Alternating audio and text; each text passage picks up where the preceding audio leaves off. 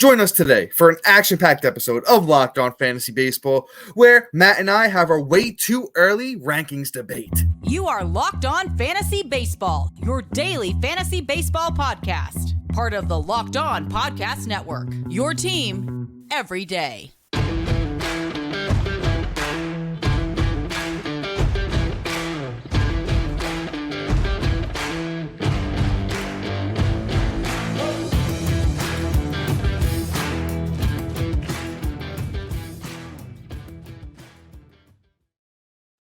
Hello, fantasy baseball fanatics, and welcome to the Locked On Fantasy Baseball podcast, brought to you by the Locked On Sports Network, your team every day. As always, we're your number one source of fantasy baseball knowledge, and thank you for making us your first listen each and every day. I'm your host, Dominic Martino. You can find me on Twitter at DomMartinoFB. Here, as always, with my brother, my co-host, my partner in crime, Matthew Anay, and you can find him on Twitter at Matthew_Anay. If you're listening on a platform like Apple or Spotify that allows 5-star ratings and reviews, we would truly appreciate it if you could do that for us. Also, if you're watching on YouTube and you haven't already, hit that little bell below. It subscribes you to the channel and also gives you a notification every time we drop a new episode. So, all right, guys, we are doing our famous ranking debate episode. If you are here with us last year, it was a hit. It got a lot of love, so you're going to want to check this one out. We're kind of going to start it the same way we did last year, where we go through Matt and I's rankings, and basically, more of going through Matt's rankings here. I've picked out a couple of names, some that I think are too high, some that I think are too low, and some that I'm just intrigued by the ranking, and I just want to know Matt's thoughts behind it. But guess what? This year, we're switching it up a little bit. Matt's going to test me at the end with a couple of his names as well. So, Matt, the first one I have up for you here, let's talk about Cedric Mullins. Okay. And actually, guys, real quick, before we do that, actually, if you are on our subtext already, great platform, guys. We're getting it back into the swing of things here, and Matt and I have dropped our rankings, our way too early rankings on subtext in depth. We're 40 at each position, catcher through first, second, third, short, and all those infield positions. Outfield, I know Matt's got like 125. I think I have over 100 pitchers, well over. So get on the subtext. You could follow where we're going today, talking about all of our rankings. Once again, our rankings are based off of head-to-head categories, leagues. They work for Roto as well. You want to get those. I don't know a lot of people out there right now, except our friend Frank at CBS, and those guys have their rankings out, but nobody else really has them out. So you're going to want to get them here. We're talking rankings. But now I've talked way too much. Matt, let's get into it. Cedric Mullins, you got him at 17. I have him at 28. Early ADP has Mullins at 30. So let's talk about it. Matt, why do you got Mullins all the way up there? And let's talk about it. Well, I mean, I'm looking at just like, okay, why were we drafting him so high last year? And I feel like if you would have played a full season for starters, this wouldn't even be a conversation, because he did miss about 200 at-bats off of 2022 that he didn't have in 2023. And he still put together a decent season in 404 at-bats with 51 runs, 23 doubles, 3 triples, 15 bombs, 74 ribs, 19 stolen bases. The batting average was lackluster, and definitely was hoping more towards a bounce back like what we saw in 2021.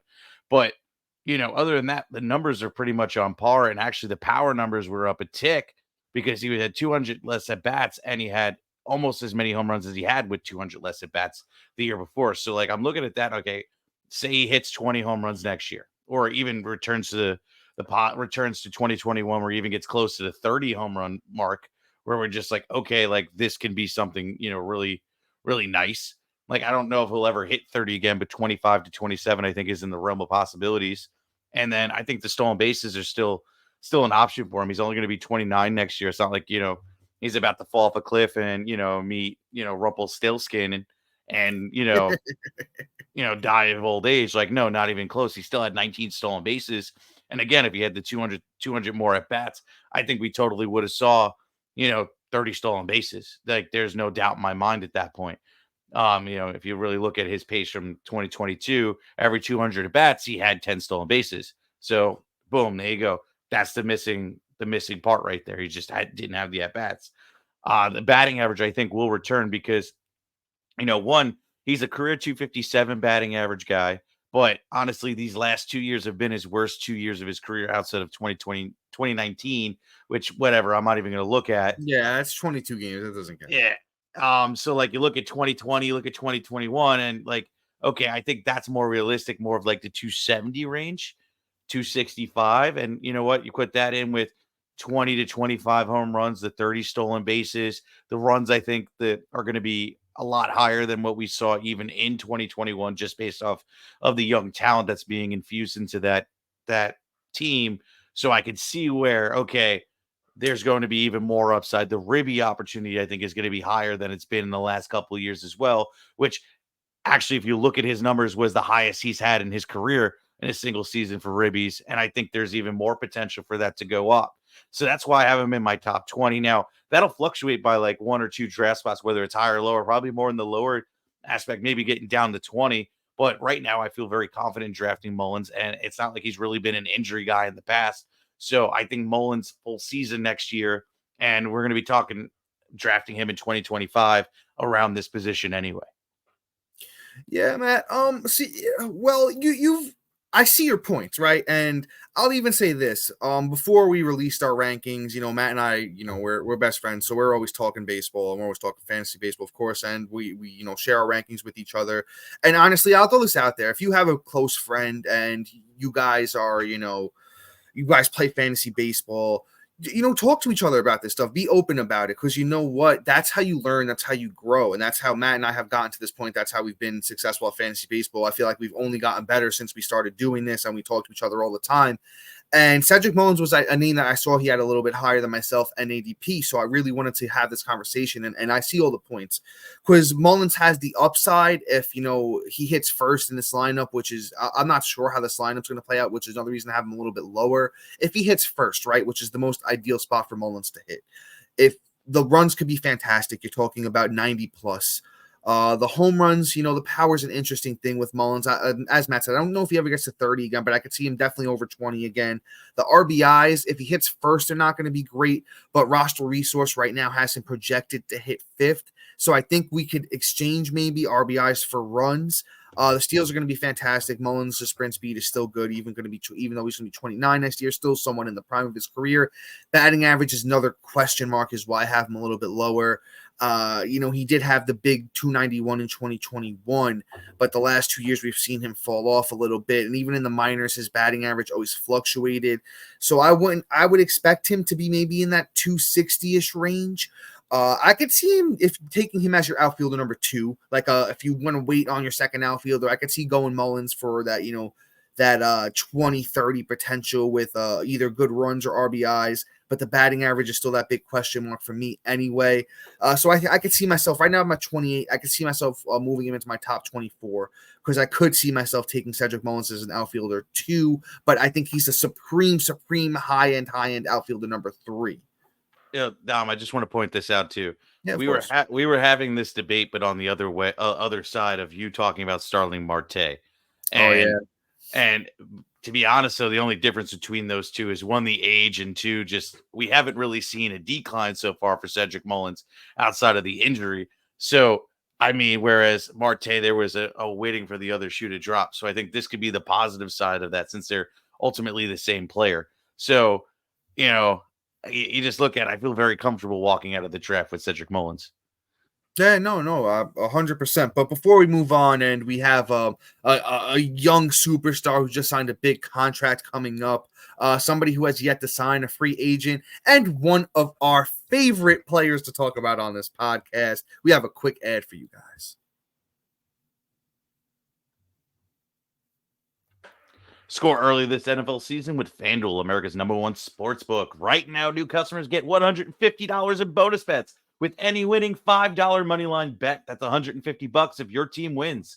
If you've been thinking about joining FanDuel, there's no better time than getting the action than now. The app is super easy to use with wide range of betting options, including point spread, player props, over and under, and so much more. So visit FanDuel.com/lockedon and kick off the NFL season right. And FanDuel, official partner of the NFL. Locked On has launched its first ever national 24/7 streaming channel on YouTube. Locked On Sports Today is here 24/7 covering the top sports stories of the day with local experts on Locked On Plus, our national shows covering every league. Go to Locked On Sports Today on YouTube and subscribe to the first ever national sports 24/7 streaming channel. Plus, everydayers and new listeners, we have an incredible opportunity for you to support the show and enjoy some fantastic perks along the way. Introducing our Diamond Club on Subtext, something we mentioned at the top of the show. By becoming a member, you not only contribute to the show's success, but also gain exclusive benefits. Get your hands on this offseason rankings with tiers, rookie rankings, prospect rankings, dynasty rankings, bust lists, sleepers, bounce backs, breakouts. On top of all that, you get to go and ask us questions. You can ask us to rate your draft. There's so much you can do for a small price a month. It not only helps you have the advantage on the competition in your leagues, but it also supports the show and helps us, further our careers and keep this going. So please sign up today at Subtext. The link is in the bio of all our shows. All right. Well done. Thank you. That was a lot there. But I guess it's pretty much the show to talk today for me. So who do we got next? All right. So the next name that we have up is a hot name. So that's why I wanted to talk about him. I know we've talked about him here and there already. So if you're just tuning back in, right? Jackson Chourio, number 2 prospect in all of baseball, just signed a monster deal for largest contract for someone who hasn't played an MLB game yet. He gets $82 million for 8 years. Jackson Chourio is an absolute monster. He's not a big guy, but he does have some power. Hold up as I have his he's 19 years old too. So 19 years old, 5'11", 165. He's a plus run tool. Was going to steal a lot of bases, plus power tool, plus hit tool. So this kid can literally do it all. Let's talk about what he did in the minors last year. 282 for young Jackson Chourio, 128 games, 88 runs, 26 doubles, 22 homers, 91 RBIs with 44 steals. Once again, this is just a guy that can do it all. It just kind of reminds me of the situation 2 or 3 years ago, whenever it was when Julio Rodriguez was on his way up, right? And, everyone was kind of, a little, I don't want to say too standoffish, but they didn't want to pay up to get Julio Rodriguez. And look where he is now. Look how he performed as a rookie. I kind of see the same here with Jackson Chourio. The kid is on another level talent. There's a reason he's the number 2 prospect. I've moved him all the way up because I think he's pretty much guaranteed that spot now that he signed the contract. I've moved him all the way up to number 24 at my outfielder rankings. And I'm going to throw this out there too. That contract was signed on December 4th. Since December 5th, there's been 25 drafts done on NFBC, which if you don't know, it's one of the early places to get on to play fantasy right now. Very good place. A lot of big money leagues on that platform. So the 25 drafts that have been done since Jackson Chourio signed his contract, 31st outfielder off the board. Matt, if I remember correctly, you had him somewhere around 44 or 45. Correct me if I'm wrong. 46. But your thoughts on not moving him up further at the moment? Yeah, you know what? Like, here's my thing, right? Like, everybody's going to look at his contract and be like, okay, he's going to play, which is absolutely correct. But yes, you got to look at it like this. Not everybody does what Corbin Carroll did this year. Yes. We still got 2 weeks left. And I could say that last year. But, it's kind of unprecedented what he did. Now, I think personally, if we're really going to talk about what his upside could be, and that's like Ronald Acuna's year, his rookie year in 2018, right? Where okay, 78 runs, 26 doubles, 4 triples, 26 bombs, 64 ribs, 16 stolen bases with I don't even know if the batting average is going to be that great at 293 where what Acuna did, but probably more like a 265, as you look at Jackson Chourio's last thing, he had 283. I think that comes down just from the big league talent of, the struggles to get used to it, and probably see more like a 270 to 265 range, kind of batting average. And I think that's kind of more of the thing. And that's why I have him lower in my rankings. He's not going to be an instant superstar. I think if anything, he's going to be a guy I want to go and acquire mid-season versus paying the draft price at where you have him ranked. Like I look at it and it's like, okay, how often does a bat like this really impact right away and get used to the big league talent? And then how fast does the league adjust to him that when we do see another downfall? Ellie De La Cruz, who I think is a better prospect, struggled with his period in the bigs this year after showing out and showing up when the league adjusted. I think the same path is kind of on the same way for Jackson Chourio at that point. Yeah, my thing is right now you don't have to take him where I have him ranked, right? I have him 6-7 spots over current ADP. So it's kind of like know your room, know your room. If you really do want Chourio, kind of feel out, if you play in a league where the guys, it's a lot easier than playing in a league where it's either strangers or anything like that. So you can kind of, your room type situation. But for me, Chourio, I think just is going to translate, and it might not even be right away because let's even remember Julio and Bobby Witt weren't guys that translated right away. They were kind of names that, they started off a little bit slower in their rookie years, then caught fire down the stretch. So, yes, I agree with Matt. If you don't happen to get him right away and he does start off slow, he's a guy I will be buying in on. But let's keep things moving here. Let's try and move a little faster. Matt and I love to debate. So let's move on to our next guy here. Let's talk about Jaren Duran, Matt. Jaren Duran is somebody I believe you had ranked at 24. I have Duran at 49. Big difference there. Let me pull up the early ADP here for Duran. But as I do that, Matt, just talk about some of the stuff you like about Duran and the reason that you have him ranked as a number 2 outfielder coming into the season.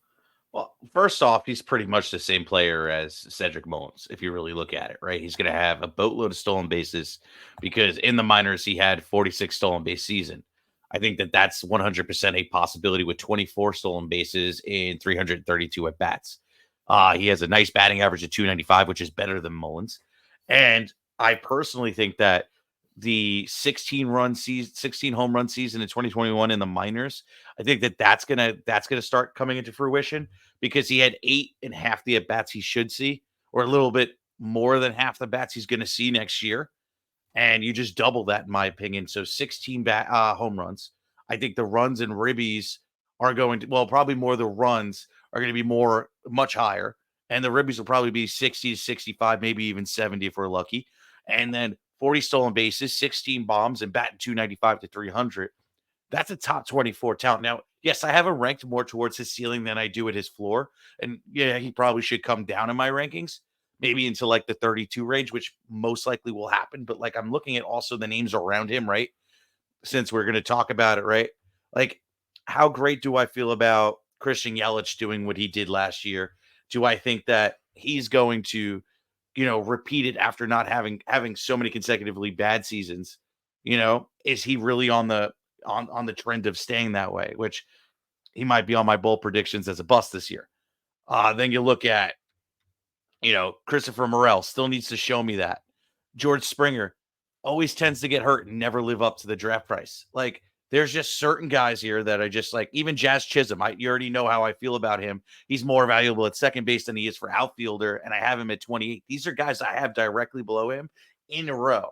And it's like, okay, at that point, I'd rather take the shot on, obviously, the stolen base guy with the runs upside and the batting average and just kind of be happy with it. And you know what?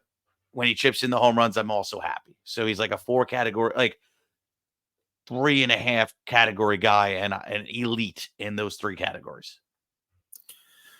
Yeah, I agree on some stuff, disagree on other stuff. I don't think Duran has another level with the power. It could be there. He, as you said, that the kind of one time he showed it was back in 2021 in the minors where, 60 games, 16 home runs. That's a fantastic pace. He's not a small guy either. He's 6'2", 205. So if he could ever tap into that power, that's something that could take him to another level. He is projected to hit leadoff for Boston, which that lineup is looking a little bit better with Devers, Casas, full year of Story, Yoshida. newly acquired Tyler O'Neill. There is a couple of mouths to feed there. They have, Wilbur Abreu and a couple of those other guys there that are going to be fighting for time in the outfield, a couple of young guns. So I just hope Duran is going to be platooned. I hope he gets to play every day. I just think there's some risk. The steals are definitely going to be elite. His sprint speed looks awesome, very fast for Duran. So, 40 steals is not out of the cards. Batting average, he could hit, 280 plus. I'm not banking on it. Track record has always been a little bit sketchy with batting average for Duran. 275, I think, is legit around the range I'd be expecting. And I think the runs are going to be fantastic hitting at the top of that lineup. So like Matt said, about 3 categories there, at least for Duran. The steals I know are going to be elite. I could see myself moving Duran up a couple of spots, maybe closer to 40 than to 50. Right now, ADP, I don't know if I mentioned it, has him at 43 when it comes to outfielders. Pick 194. I love that. I would take him there every single draft and just walk away laughing. But as we try to push through the rest of these names here, we've done a bad job of pacing today. We do have a quick ad for you guys.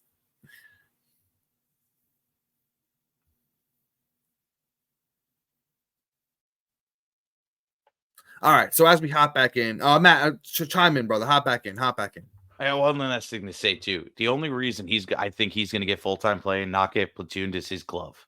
He does play center field, so he's going to, he's the fastest guy on that team, in my opinion. So he's going to be able to man that that outfield. I want to say backfield. I'm still in football mode.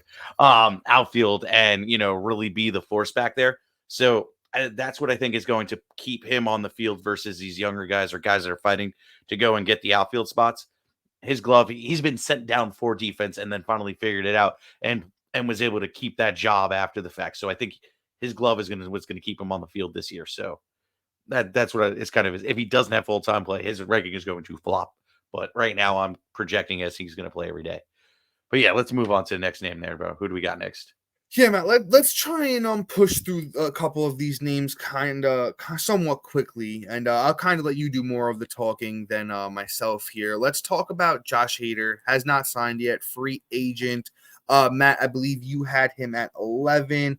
I have Josh Hader at actually my second closer off the board, and ADP has him, I think, second as well last time I checked, but I am pulling it up again. But Matt, thoughts here on Josh Hader? He's the third closer off the board. I'm looking at it like this with Hader. Hader is possibly going to be on a new team. I feel like if he was going to re-sign with the Padres, it already would have happened, unless it's on his side, which I haven't heard that. So, it's one of those things where, if the team hasn't really put out an offer to bring him back, and plus with them shipping off Soto and whatnot, who are the other pieces that are going to go away on this team soon? So, like, is this the save opportunity going to be available too? That's just the case if he's going to be there and stay on that team. He'll get a bump up, but the more likely scenario is he's going to sign somewhere else, and is he going to be as effective on that new team?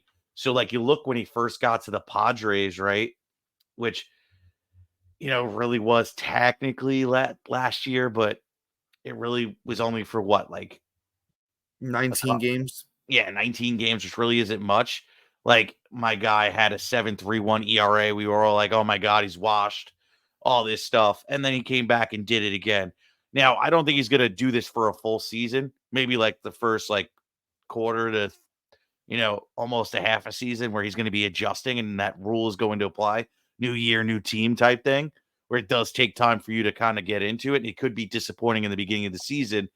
And if it continues to tank and he can't get out of the funk, there's a point where he could lose that job or start, splitting it and becoming a committee, depending on where he goes, if there's other options. So throwing a lot of haterade in Josh Hader's way. Is it the hater aid? Yeah. Yeah, actually. Matt, do we have some haterade for the fans, or no? It's more of just like a this year outlook. It's not really like his future or the player. It's just really like, okay, slow start, and they have other options. Like, say he goes to Philly, for instance, which would be a great landing spot. They have been able to mix in Alvarado, and they do want to mix in this kid Orion.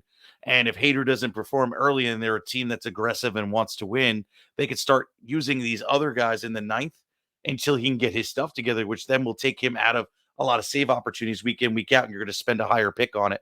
And I just am not willing to spend the higher draft capital on him right now based off of that. Whereas if like he were to stay in the Padres, for instance, he'll go up to probably about like 7 or 8. I still have about 7 or 8 guys I'd still draft over him, but it's just based off of the fact of, the team situation, availability for saves, and so on. So yeah, that's a lot of haterade, and I think this is the first guy today that I think just fully disagree on. I think I don't know what it exactly was with Hader in 2022, but we've seen it with plenty of guys, not even just pitchers, just players, athletes in general. Sometimes you just have a bad year. As we talked about, the trade in the middle of the year did not help him figure anything out after a bad start in 2022, but he bounced back with a vengeance this year. Hader did a 1.28 ERA, 61 games, 33 saves, 56 innings, 85 Ks, 1.10 whip. And what I just, we don't always get into the crazy advanced stats here, but we talk about Baseball Savant sometimes. This is a good site for advanced statistics. If you go to Baseball Savant, they have a little chart on the top of the page there. And red is good, blue is bad, to make it very simple. A crazy amount of red on Josh Hader's page here. He just does everything right. Gets the strikeout, swings and misses. They don't hit him hard. Just the underlying stats look great. The fastball was elite last year. It sits around 96, gets up there close to 100. The slider is a very good pitch for him. It looked great again last year.